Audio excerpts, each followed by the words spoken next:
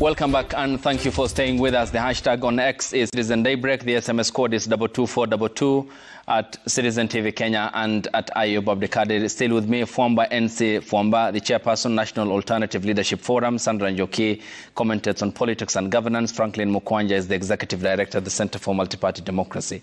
Let's sample the feedback here on the broadcast before we proceed with the discussion here.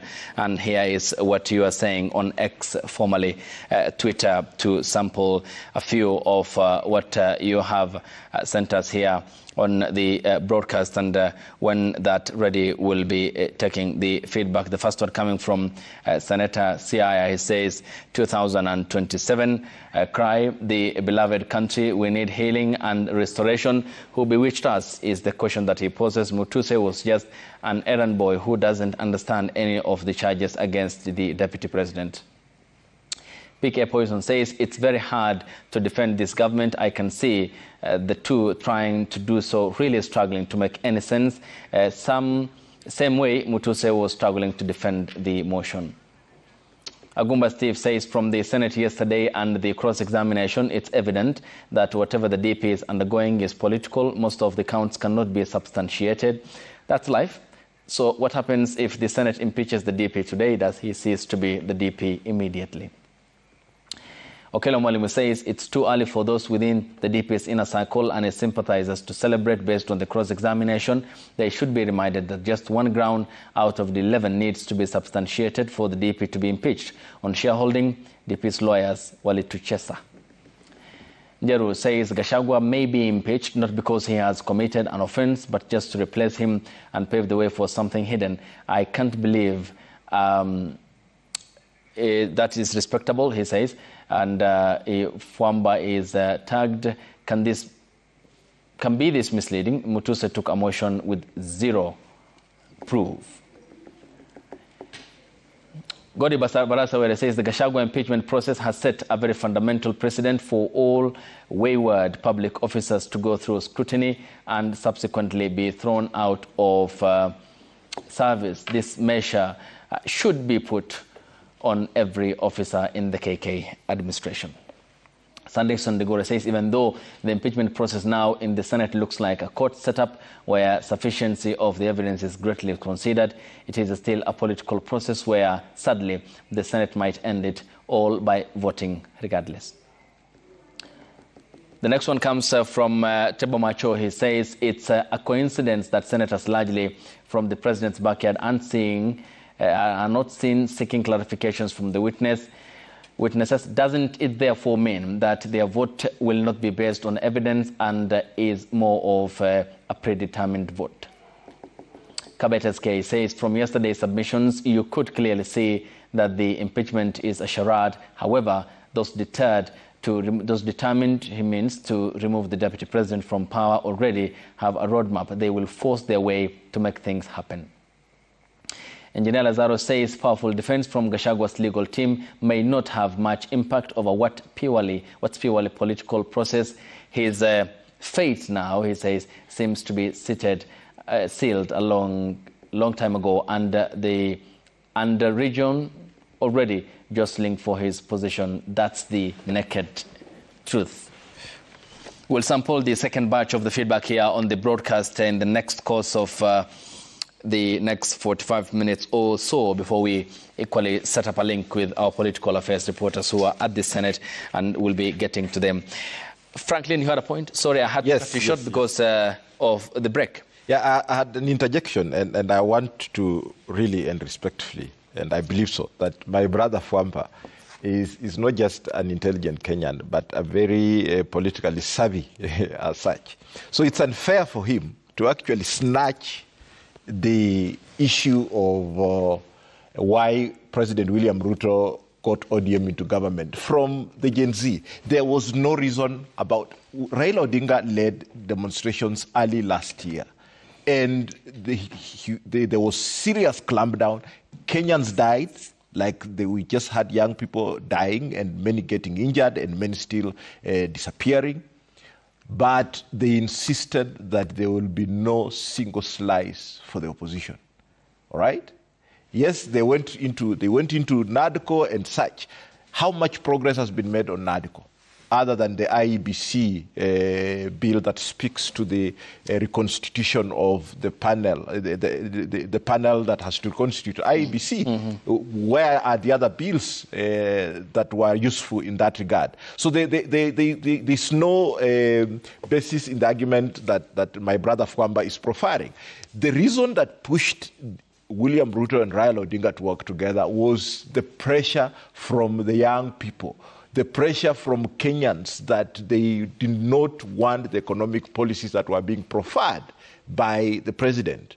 He ended up dissolving the cabinet out of the demand by Kenyans that reject the finance bill, dissolve the cabinet, reconstitute your highest policy-making, decision-making organ in government. And therefore, having had the pressure of Kenyans and realizing that he was possibly losing ground, and an opposition that is itchy and uncomfortable in their role, people found opportunities, and they are boomeranged on us an elite settlement of how things are settled. But how that solves the problems, we have not seen. We do not have a finance bill. Even the 2023-2024 one was actually, thrown out by the court. So we actually legally back to the 2022-2023. So there's not been any solution to this other than the sharing of positions and such. Having said that, it's important that we focus. And what's then the consequence? I'll come to you. I'll give you the time to respond. Don't forget me. Yeah. We have the time. I'll give you that. Being the only lady here, we won't risk marginalizing you. Yes, that's a question. Yes, Franklin. What's the consequential outcome of the incorporation of 4 ODM party members into cabinet? It's untidy, especially that the ODM would love to have their cake and eat it, have one foot in government and one foot in the minority role. At the very least, I would have expected some level of sanity that they would say, oh, fine, our party finds it suitable that we cooperate with, and there's no problem. We have pre-election and post-election coalition and arrangements. They are all good in law and all that.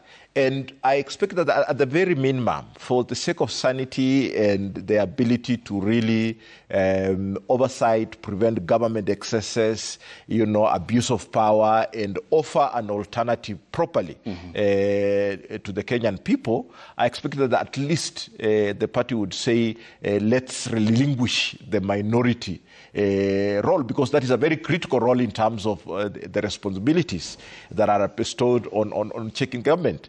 As it is now, and you can see, and I have no doubt, that Raila Odinga outside of government and his party outside of government, he would have different views on the Adani deal.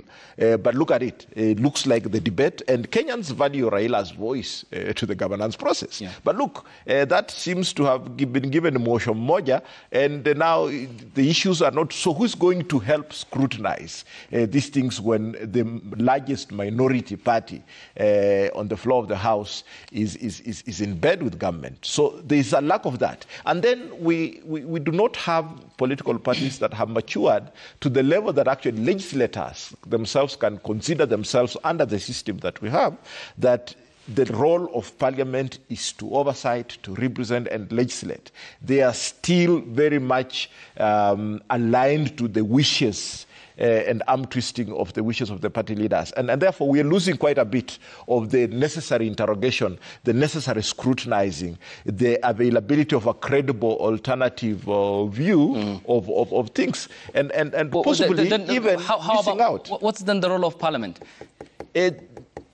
I mean, if you look at it, we were in trouble even before the arrangement that is there, that we do not have the level of maturity in terms of political leaders and political leadership and the political parties to raise to the occasion of the system that we have. That parliament is actually, when you're elected into parliament, your responsibility is actually to oversight the executive. Yeah. And not saying that I am in the majority party and therefore I am a representative of the executive in the legislature. There's a misnomer there that we have to deal with. But because we only 14 years into Since the new dispensation. Yeah. Hopefully that we are actually learning from the mistakes Yeah. that we are going through. And with time, we'll actually get a stronger parliament that can look at its role more clearly. Well, what's the risk of the government and the president in particular here, Franklin, running the risk of the same circumstances befalling the Jubilee administration? And he said the reason as to why the Big Four agenda stalled of the ruling party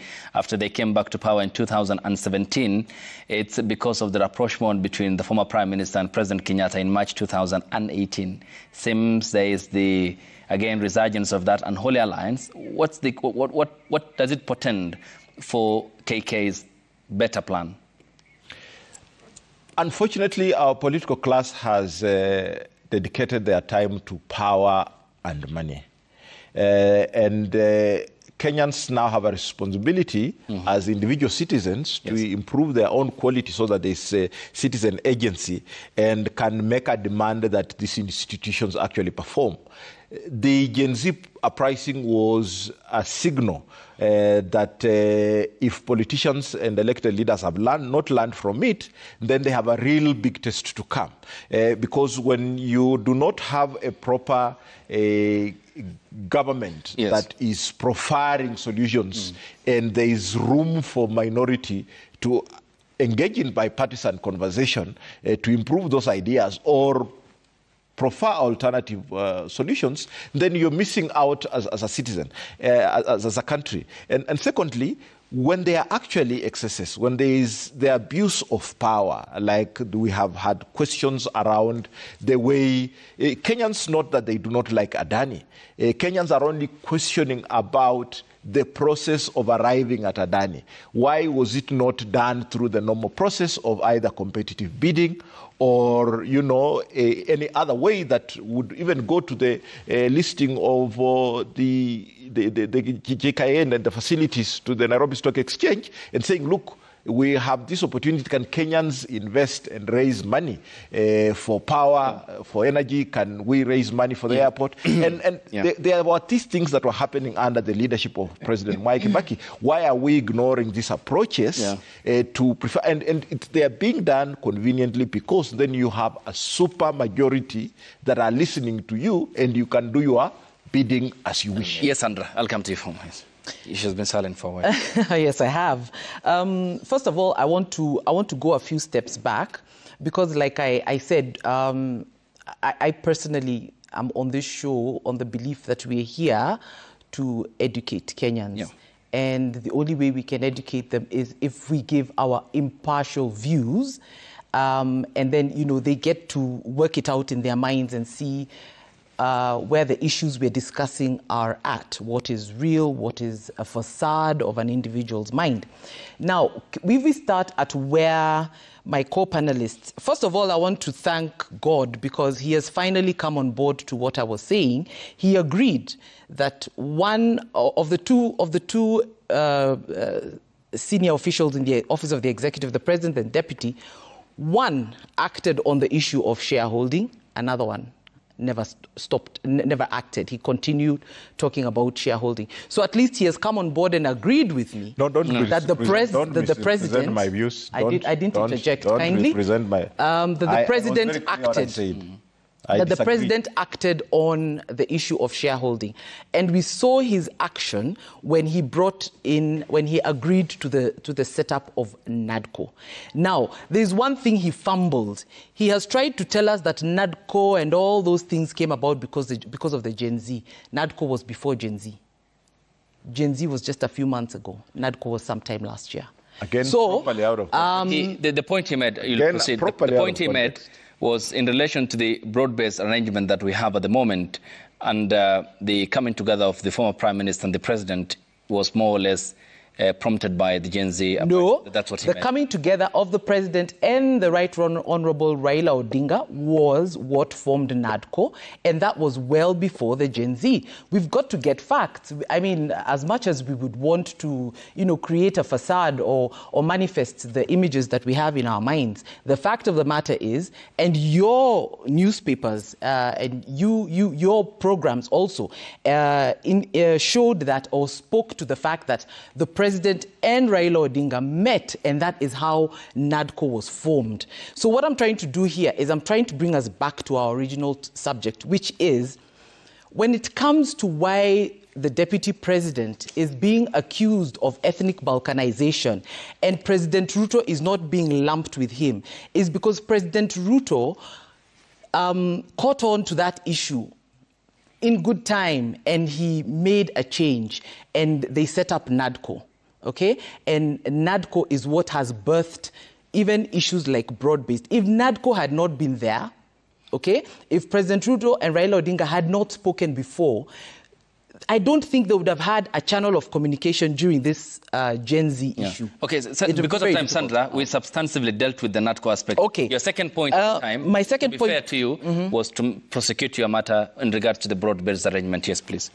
In what context? Broad-based arrangement. Before I posed you, before you made your earlier submissions, you were to make your point on the broad-based arrangement, which I posed to because I had queried you on the NADCO aspect on how it addressed constitutional issues and economic ones, and you were on the second item of the broad-based arrangement that you were talking about. Well, for me, the broad-based arrangement has come at a very good time. It has saved the country. If I keep going back to the point of when Kate Waruguru stood up in Githurai and said that Ruto must go, the notion of having a broad-based government at the time, if you ask me, is what salvaged this country. If the president had not had a partnership and been on talking terms with, for example, the ODM faction, which is now the second largest faction, political faction in the country, the stability of this country would have been in jeopardy. That's a fact. Okay, Sandra, allow me then to ask you this. What's the difficulty with governing without bringing Raila Odinga and ODM into government? I think there would not have been a difficulty at all, but and this is where the whole impeachment, the strength of the impeachment motion comes in. If you ask me, it's that you know, when you have your second in command standing in conformation with a clique of people demanding that you get out of office, you need a handle to hold on to. And the president had the opposition who came in and said, we are going to stand with the stability of this nation. So Raila Odinga, in your view, and the ODM party provided political insurance for the president? They provided political insurance for the president, but more importantly, we must remember they came in for God and country. They looked at the stability of the country. And Raila Odinga did mention it, that the country, the stability, the serenity of the country is paramount to anything else. And he said he was not going to be part of a situation where a clique of people would threaten to destabilize the country, destabilize the leadership in place, and then what? Then, Sandra, this is the point. There is always the danger of this unholy alliance and the imagination of creating crisis by the political establishment, and this applies across board. Then explain to me, explain to the Kenyan people, how then that political insurance that you agreed to addresses the issue of Adani. The process has been questioned of how that should be done at our airport. The technology meant to run our healthcare system, because we have transitioned, is amounting to 104 billion, directly procured. That's the process. And the challenges were never specified that the government faced by the PS Harry Kimtai. There are 46,000 teachers who have applied. The positions applicable, 314,000 have applied. Still, we have pending recruitment of teachers. 132 missing Kenyans, 40 plus killed, and the university funding model, which is in dysfunctional state. How does Raila Odinga come into government address all these issues, which are the problems Kenyans are facing? I think that's a place where we go wrong, because if we're looking to Raila Odinga, the Right Honourable Raila Odinga, to come in and provide a solution to these issues, then we're completely missing the point. His contribution towards these whole issues, from Adani to Shah, to the capacity to provide employment, whether it's for the teachers, whether it's for the youth, the industrialization of the country as a whole, which is what we, part of the better promise by UDA. His only contribution in that particular aspect is two. One, that he allowed and forwarded and loaned his political strength to diffuse any attempt at destabilizing this country. That was his first contribution, okay? Because the moment Raila Odinga came into the picture, even those people who were using the Gen Zs to destabilize this country realized we've got a huge, mighty political player who has come in, okay, and he does not approve of us. Okay. And number two, Ayub, give me a chance. Ayub, you need to give me a chance. Let's have some order, okay? Ayub, you need to give me a chance. This is my show, so let's have some order. Sandra, I'll get you the time. Yeah. So we have our reporter who is on standby, so we get the live link from the Senate. When we come back, it's a guarantee. I'll begin with you. You finish up the point, because I have some query. Okay. Now, Deputy President Rigathi Gachagua to mount his final defense in the Senate impeachment trial today, which is beginning in the next 30 minutes. The DP will testify led by his lawyers and will call no other witnesses in the matter. He is expected to take not more than 2 hours after his team asks for more time to cross-examine the National Assembly's witnesses. 2 more to go today. Senators are expected to debate the motion from 6:30 p.m. to 8 p.m. 2 hours in the evening before voting on the motion. In his appearance on Wednesday, the Deputy President pleaded not guilty to all the charges at the Senate. Rigathi Gachagua used his position as a Deputy President to intimidate public officers and a contractor to divert materials meant for the construction of the Kilifi-Malindi Road to tarmac a private road to Vipingo Beach Resort, a hotel associated with him. F. His Excellency Rigathi Gachagua uses his constitutional power as Deputy President solely to implement sectarian, parochial, and personal interests that seek to profit him. Your Excellency Rigathi Gachagua. Not guilty. Emmanuel Toe is standing by at the Senate. Good morning, Emmanuel. And it's less than 9.5 hours following the proceedings which had lasted last night, 11:15 p.m. How is the environment? Who has arrived and what's the mood? Well, thank you very much, Ayub, and welcome to Super Thursday. This is the day of reckoning, the moment of truth for the truthful man, Geoffrey Rigathi Gachagua, as he makes his way to the Senate for the last time during these impeachment proceedings. And right now, members are still streaming in. We have seen the Speaker of the National Assembly, who is also expected to have some activities tomorrow during that special sitting coming in. The Speaker of the Senate, Amason Kingi, is already in. Several members of the Senate, or some senators, have already come in, and they are also making sure that they are here in good time, because we should be up in the next 30 minutes, and it's going to be a marathon hearing process.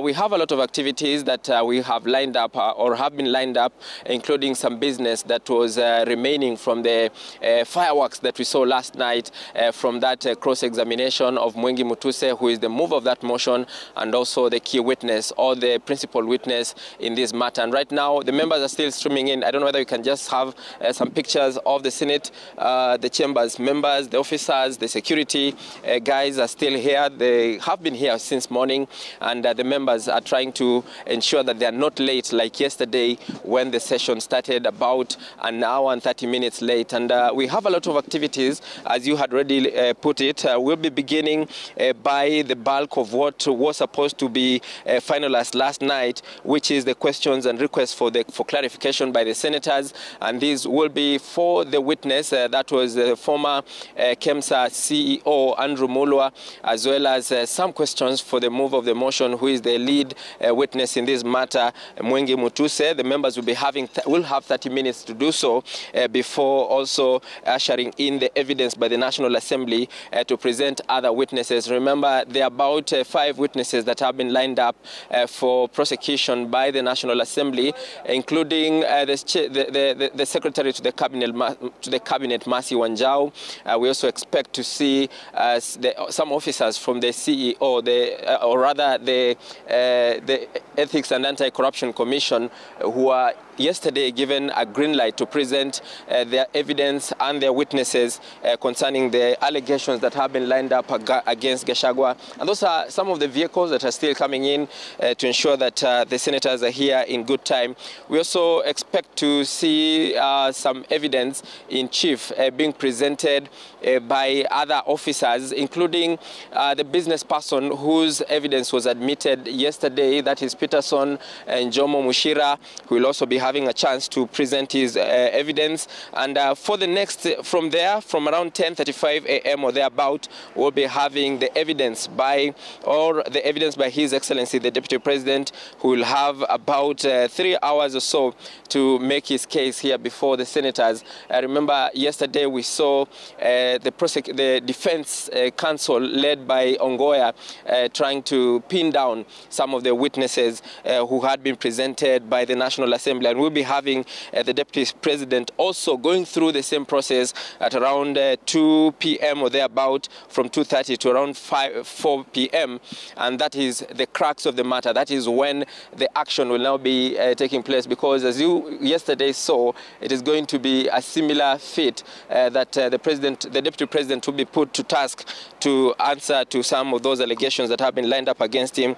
And around 4 to 5 p.m. we'll be having questions and requests for clarification by senators, and around 5 p.m. we'll be having closing remarks from the National Assembly, and from 6 to 7 p.m. we'll also be having the closing statements by the Deputy President, who will be making his final appeal to the Senate to save him and to save his job. And of course, the senators will be having a closed-door session between 7 and 8 p.m. and the vote will be taken at around 8 or 8:30 or thereabout. And so it is going to be a very packed activity, a very busy calendar as the senators bring this event to a close. It has been a marathon 2 days hearing that has had Kenyans glued to their screens to see and to know the fate of Deputy President 2 years since he took oath of office. And as we had already mentioned yesterday, is that tomorrow will also be an equally busy day,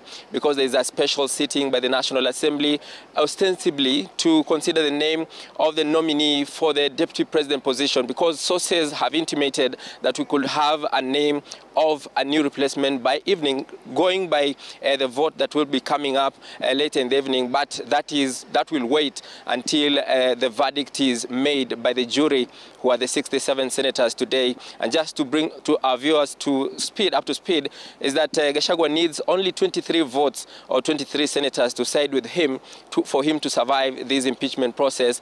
And those who are proposing for this motion to go through must get at least 45 senators to have their case go through. And so we expect a lot of fireworks, and we'll be here to give you a blow-by-blow cover of what will be happening, and we'll be giving our viewers the latest from 9 a.m. when the House converges for the proceedings. Over to you, Ayub. Good morning, Emmanuel. Thanks for the assessment from the Senate confirming that the Speaker has arrived, Jeff Amason Kingi, and some senators who we saw in the live shots arriving at the Senate to commence the proceedings in the next 26 minutes or so at the Senate, following the directive issued by the 26 minutes or so at the Senate following the directive issued by the Speaker in the session that ran late into the evening. And Emmanuel Toh later will be joined by Stephen Leto, and they will be giving us that coverage from the National Assembly and how the process will be undertaken by the senators at the chamber. Thanks, Emmanuel. Later, we'll again come back to you in the course of this broadcast, if time allows that. Yes, Sandra, please conclude. So basically, you had asked how Raila Odinga has contributed and will contribute to the economic progress of this country, and I had quickly said that, we all must acknowledge and do agree that Raila Odinga is a very big political power in this country. And when he stepped in, the people who had been behind the attempt to disrupt this nation with calls of Ruto must go, whether it was during with the Gen Zs and the Ruto must go that we heard from the Deputy President's team when they were in Githurai through Ketu Waruguru. The presence of the stepping in of Raila Odinga brought in the much-needed stability because it gave the president and this government a more stronger political position. That was number one. Number two, Raila Odinga has also contributed in that he has leased out 6 of his best individuals from ODM, and they are now in cabinet. Now, let me tell you, that puts a huge task on these 6 players because, and they will have to perform because you see now, having come from opposition where they were saying you should do this, you should have done this, you should do this, that the economy does this, body being put inside finance is a very big challenge to Raila Odinga, to the ODM fraternity, and it is a push and it is a big weight for them to perform. Yeah. So we can expect some good activity from there. And of course, if they perform, then we get to see, what is already a growing economy going back on its footing to becoming even stronger and stronger. So if you ask me... What are the indicators of the economy getting stronger? Well, I don't like to twaddle too much on matters of the economy.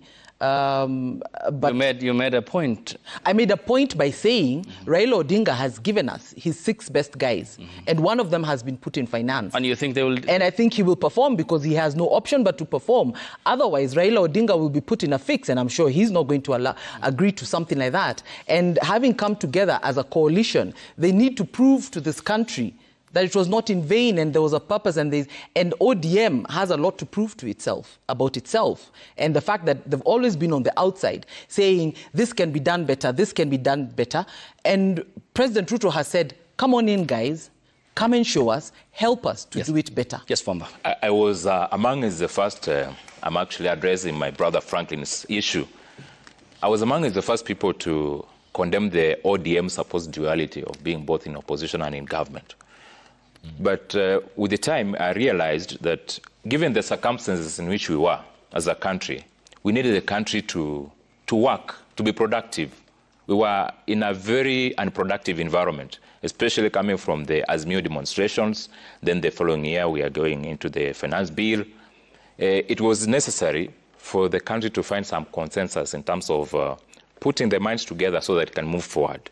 Then I also questioned myself that in the last election, people voted for Ruto around 7 million, and then Raila also around 7 million. So that's like representation of the two sides or the two divides of the country. But in democracy, they can't be all given that mandate. It's only one entity that walks away with the mandate. And that's why, to some extent, I agree with the ODM that they did not wholly get into government, so that Parliament continues with its the parliamentary oversight section of ODM.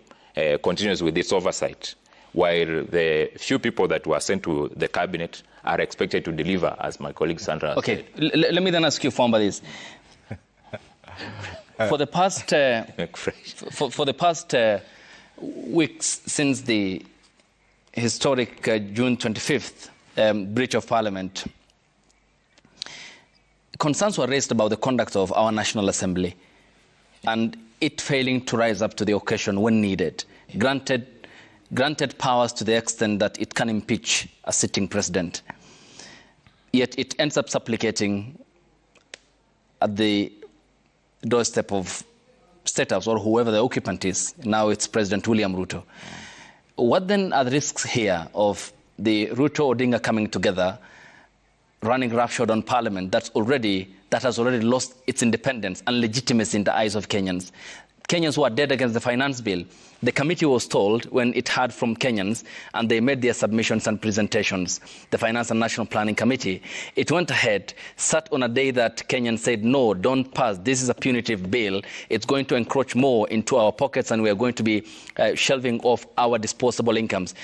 Parliament was dead against that. What are the risks here of Odinga Ruto coming together, as was the case with the Pentagon in 2007 when they lost the elections, again holding this Parliament that's already that has no legitimacy in the eyes of Kenyans being derived of its independence completely?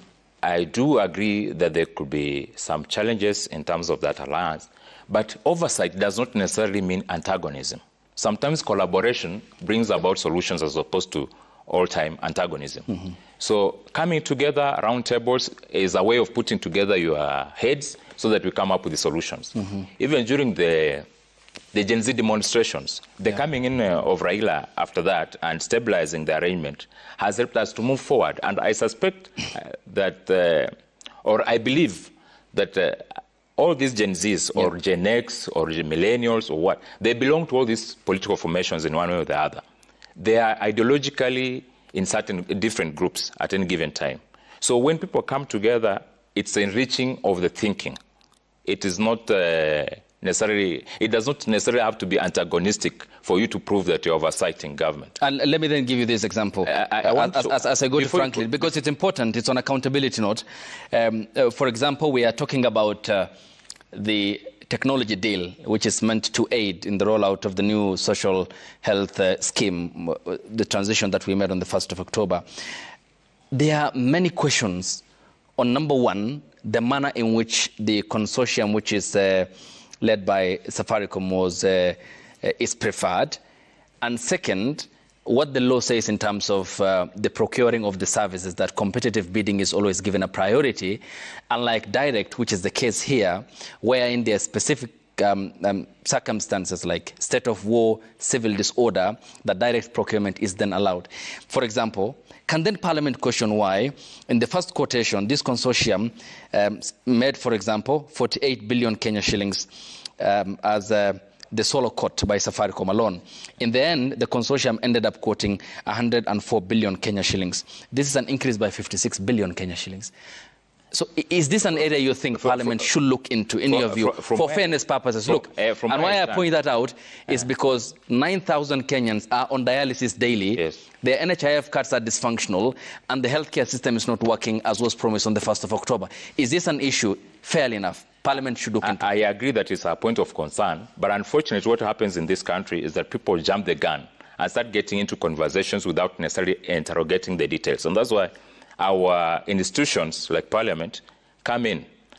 I think the Public Accounts Committee, the Public Investments Committee can always summon people concerned so that they clarify. Once they elaborate, it can now get communicated to Kenyans, as opposed to just making sensational claims out there. Maybe the ideal is just... This is not sensational, Fomba. That's why I'm saying it's important for the PAC to interrogate.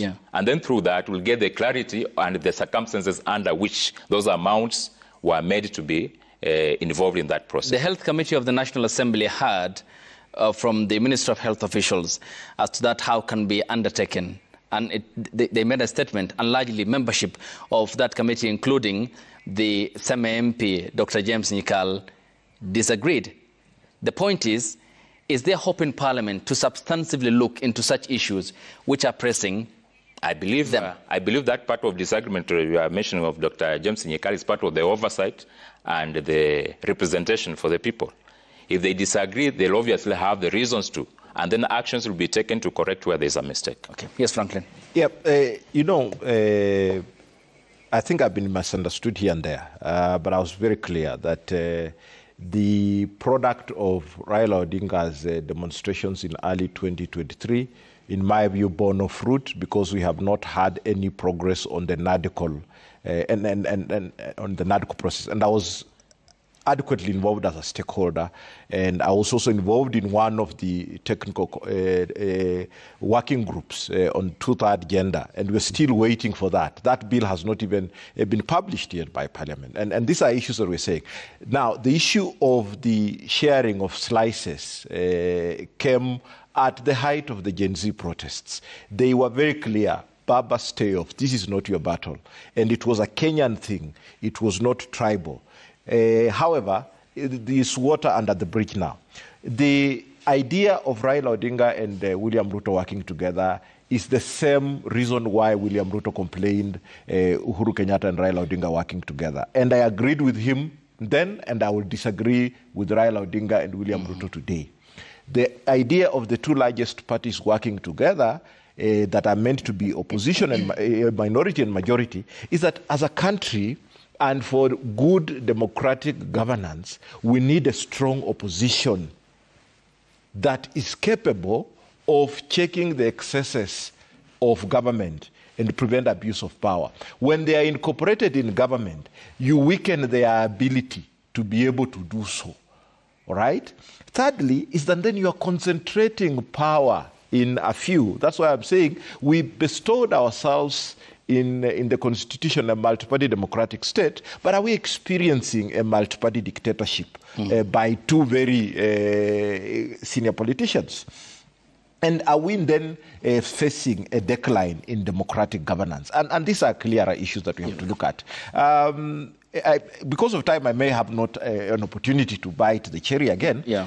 I think in the long run, Ayub, we may begin, because it is given, the mood and the posturing is that it is only a miracle that will save, Rigathi Gachagua as the deputy.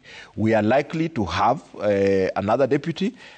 There could be an intervention by the court, but I can see the scheming that possibly by Sunday during Mashujaa, is it Mashujaa? Mashujaa Day, yes. Yes, we may actually have a new blue-eyed boy or blue-eyed girl inviting, receiving the president at the ceremony, because there seems to be some maneuverism around the intention of convening National Assembly tomorrow. But as democratic governance actors, then we must begin to ask ourselves, this happened between President Uhuru Kenyatta and William Ruto. President Uhuru Kenyatta handled it differently, conflict avoidant, didn't want the messy things about politics. Possibly it was happening the second term. He was only keen on his legacy agenda, possibly, and didn't want that. On the other side, it's come a little bit too early in the day for President William Ruto and Rigathi Gachagua, and I still feel it also goes us down to leadership styles. But then, because we envisaged this in our constitution for very good reasons, how do we then cure this? How do we put a caveat? Do we need, for instance, to address the issue of the conflicting ambitions and the power struggles between the deputy and the president? And clearly, for the reasons why running mates are picked in this country, whether at the county level or the national level of deputy governor and the deputy president, do we then need to begin a conversation to say that, for instance, a deputy president can only be impeached? Because even for the legislators, they have given themselves that you have to be midway the term, or is it 3 years?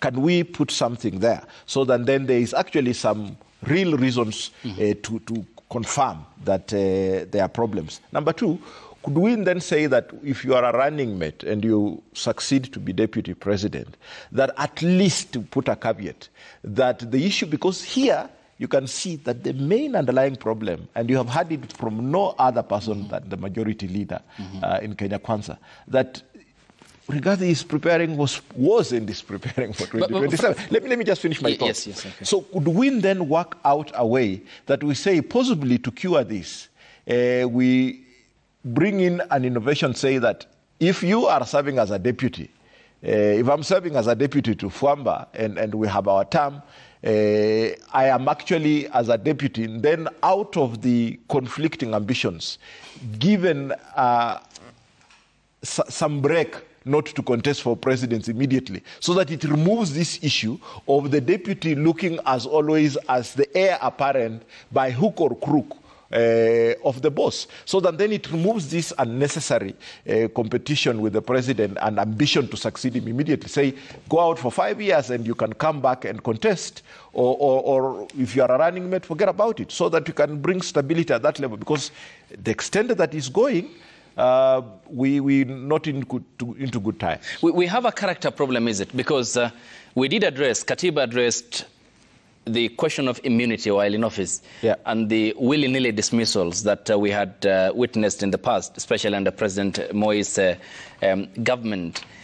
And it's now boiling down to the characters of those who are holding the office. And Rigathi Gachagua was basically being a William Ruto between 2017 and 2022, the very own system that is of rebellion that was brought by, put up by President William Ruto. So how will the character issue be addressed and the culture of constitutionalism, which is lacking, given that it's President William Ruto who handpicked Gachagua because the lawmakers voted for Professor Kithure Kindiki? It's actually difficult to legislate on manners, especially bad manners. Yes. And that's why we have really to be pragmatic and look at the character of William Ruto and Uhuru Kenyatta and Rigathi Gachagua, and especially the character of the president.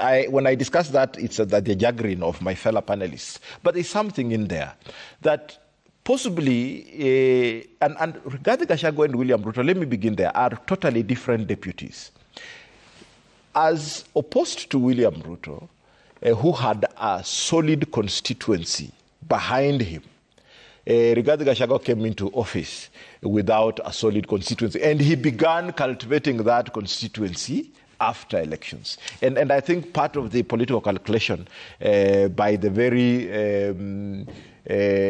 cunning, in a very good way, President William Ruto and very political attitude was that he does not want any broker between him and the mountain. And that is what was the bargaining and politically again given to the deputy president, that he needed that solid. But then, possibly because we cannot behave ourselves, that is why I'm making these propositions, that while we admired the system of having the security of tenure and making sure that the stability at the presidency and there's a joint ticket, now that we have tested, albeit being very subjective because there's one major character between the two, the former deputy president and the current president, involved in both.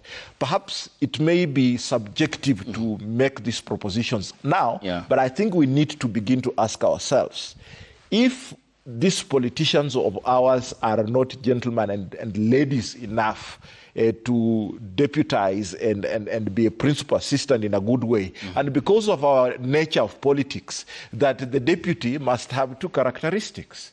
One, support the budget of the campaign. And money in politics in Kenya is a key issue. Number two, increase the vote basket of the candidate.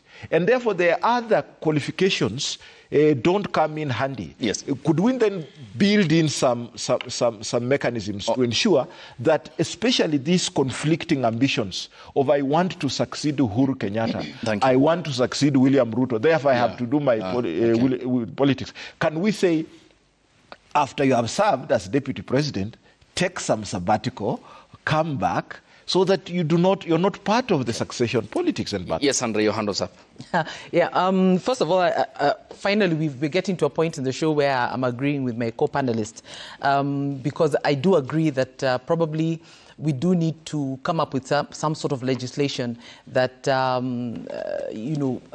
expounds on the role and the scope of a deputy president, and probably not just the deputy president, but also probably the deputy governors, because we have also seen them in some instances finding themselves hanging, not truly understanding the scope of their authority, how far they can go, what are their roles.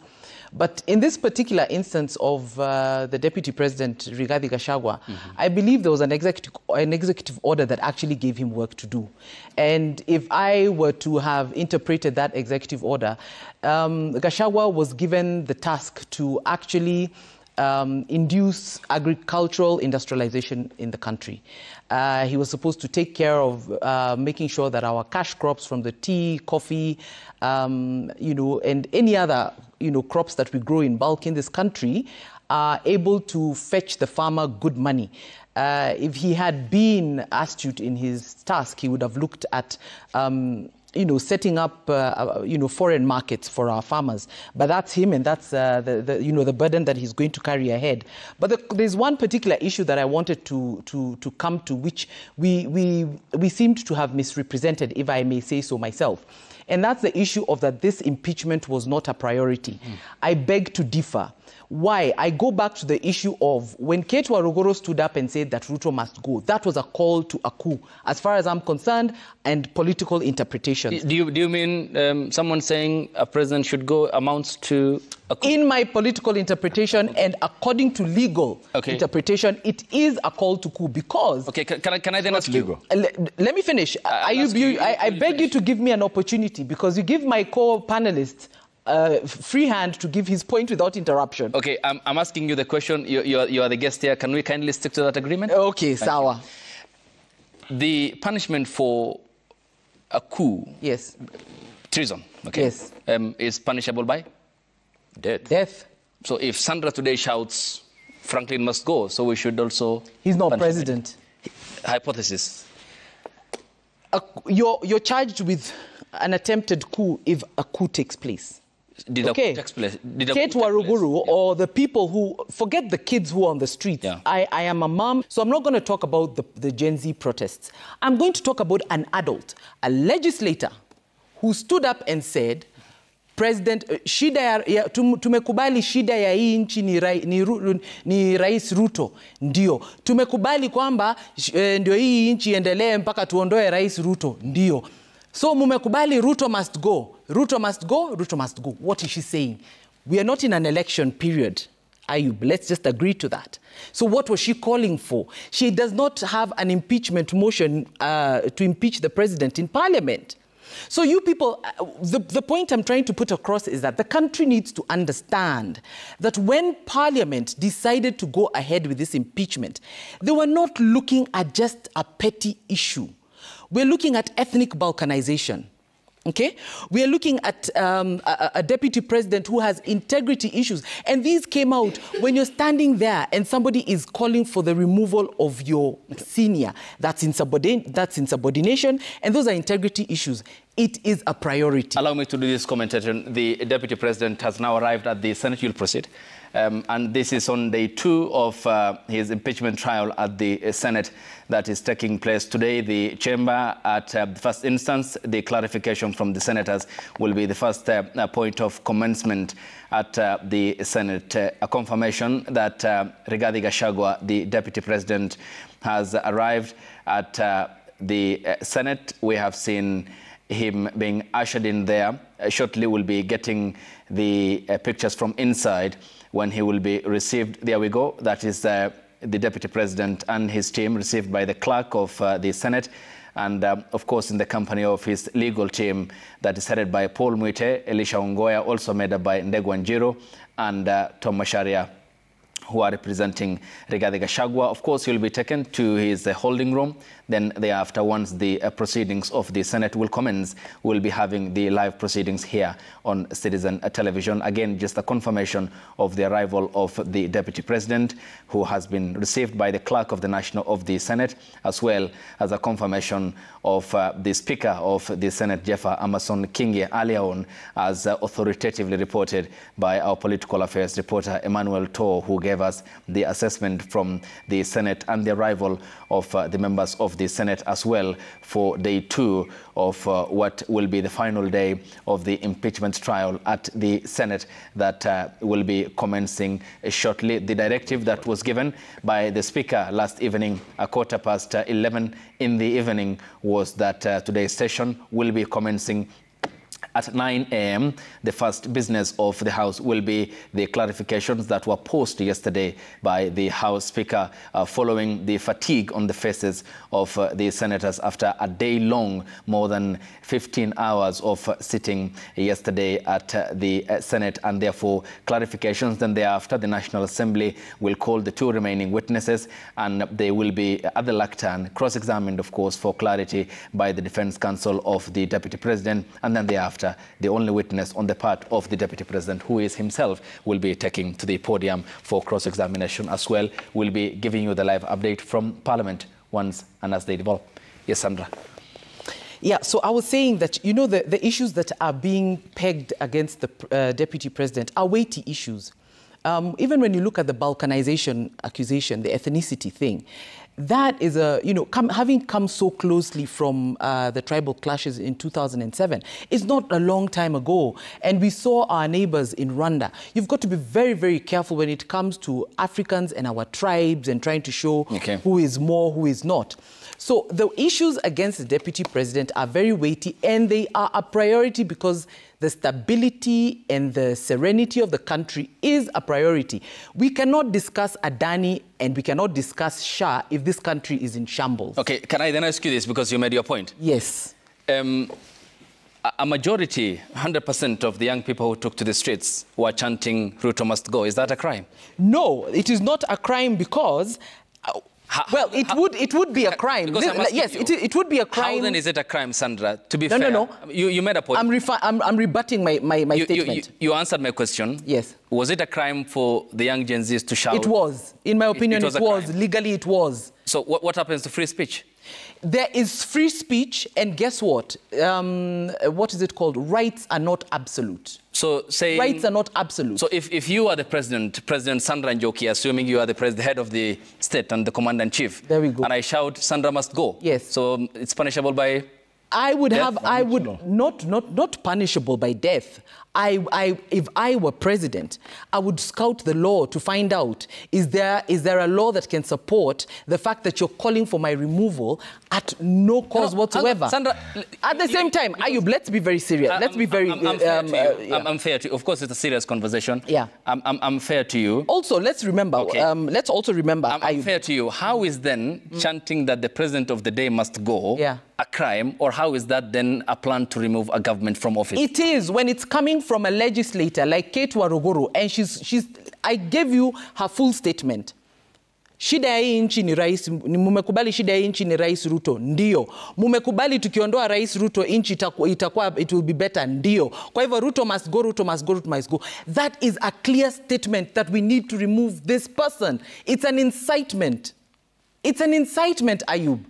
I've clearly said those children, yes, in my opinion, and I'm sure in a legal sense, it is wrong. It was wrong for them to go to the streets and say Ruto must go because they did not even have a platform to call for his removal. All they wanted was a finance bill removed, and it was removed. He gave in. He removed. If you want the president to be removed, there is a constitutional directive on how to do it. It is not stand on top of a vehicle, get up on the roof and tell us, shida inchi ni huyu atolewe ndo tukue na amani, Ruto must go. That is not the constitutional pathway that we have been given. And therefore, it cannot be right. And it can be translated to be, you are calling for the president to be overthrown. She never made a statement that equaled that. She did not have to make the statement, but it was tantamount to that. It was tantamount to that. How do you quantify statements? The same way you're quantifying that it was not tantamount to it, is the same way I'm quantifying that it was tantamount to it. Because it was, Ayub. Okay. Let's be impartial. Yes, Fwamba. Okay, I think we get to the business of the day. Yeah. And I see by close of business today, the deputy president will be impeached based on a number of issues. You know, those people who have been saying maybe Mutusa did not respond the way they wanted, this decision will not be based on that. The decision will be based on the content and testimonies given. What the Senate needs to make a judgment to decide is based on what they can read between the lines. Yeah.